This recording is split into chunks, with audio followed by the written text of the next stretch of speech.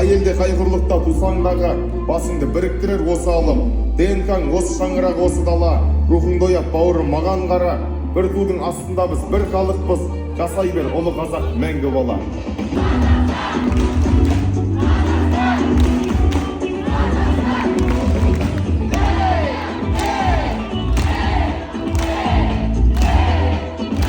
Арма алталаш барма текті қазағым. 9 шілде Сұлу көкше Бурабайдың бойында әлем қазақ балаларының құрылтайы өтті.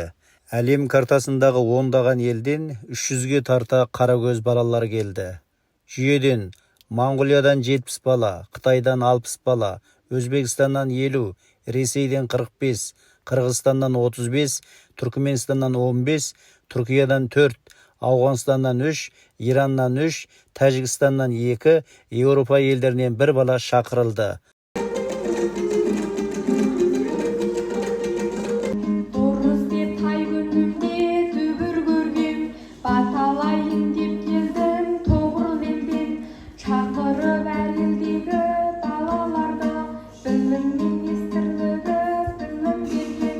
Кулебаев дейтұғын ағаларына мың алғыс.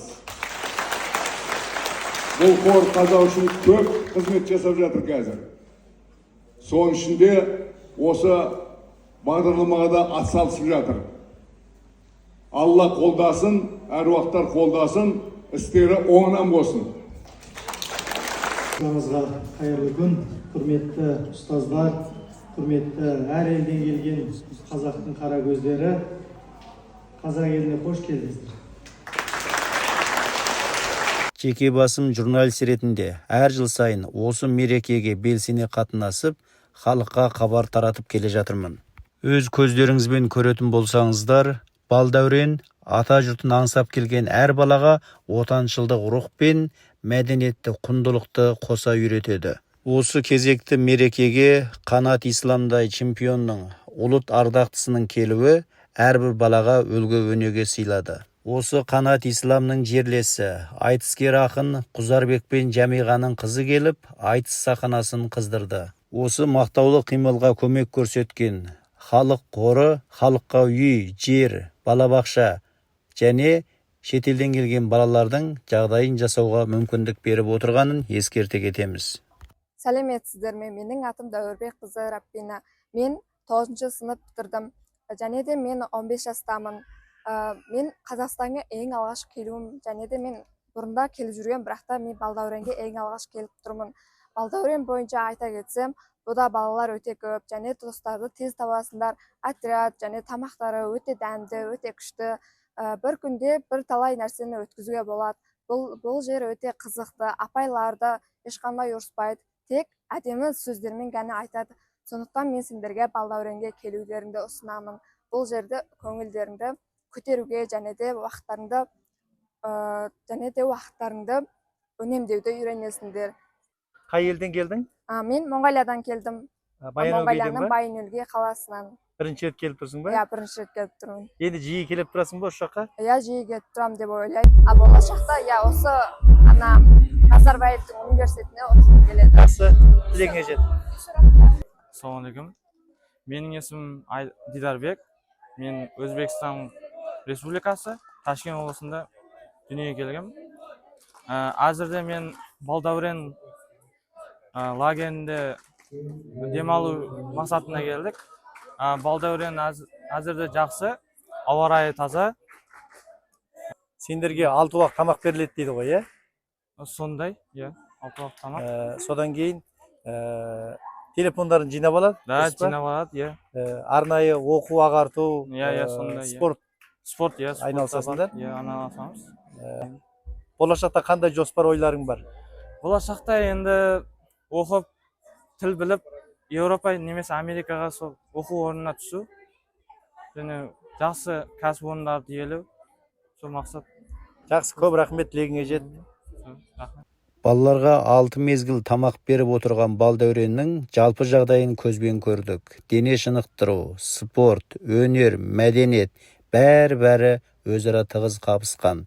Жеке жетекшілері бар. Ата-анадан алыстап бейтарап өмір сүруді үйренеді. Телефонмен жата кетіп, уақыт өткізбейді, кітап оқиды. осындай құндылықтарды бойына сіңірген шетелден келген әр бала тарихи отанына түбі оралады деген ойдамыз. Өзім білетін бір ғана дерек, 2007 жылы мыңдаған студенттер қазақ даласына келді. Олар жай ғана келген жоқ, кейін отбасын көшіріп ап келді. Ал жас қыз жігіттер осында отау құрды, балалы шағалы болды. Қытайда қалған әпеке, сіңлі, қарындас, іні бауыр туыс туғандарын алдырды, сөйтіп олар 10 мыңдаған отбасыға айналды. Жылма-жыл осы Ресейдің жер-жерінен ата жұртымызға, қасиетті қазақ еліне, тарихи отанымызға балаларды алып келіп жатырмыз. Менің есімім әлия Омарова Елеусінқызы, Астықтың облысындағы жолдастық қоғамының төрағасының орынбасары болып жұмыс жасаймын. Осы биыл 4-ші рет осы елімізге, осы керемет Қазақстанның тарихын қымбатты отанымызға балалар алып келеді. Сондықтан да сіз бастаған азаматтарға көп рахметімізді айтамын. Ой, рахмет, сіздерге рахмет. Қазақ елі, біз Өзбекстан Республикасы қазақ мәдени орталығы атынан қазақ мәдени орталығының білім саласындағы орынбасар ретінде алғысымды білдіремін дүниежүзілік қазақ қауымдастығына, Балдәурен оқу сауықтыру орталығы ұжымына, Өзбекстан Республикасында тұрып жатқан барлық 3,5 мың қазақ халқы атынан міне осындай жағдай жаратып, Көкшетау мекенінде балаларға басқа елдермен ынтымақ, достық орнату үшін келіп, осындай жағдай жаратып берген ол қазақ елі. Өзбекстанда өздеріңіз білесіз, Айтеке би, Төле би бабаларымыз жатыр. Айтеке би бабамыздың кесенесін дүниежүзі қазақ қауымдастығының төраға орынбасары Тұрысбеков Зауытбек аға арқалы осы кісінің ұйымдастыруымен сол кесене ашылған. Ой, рахмет.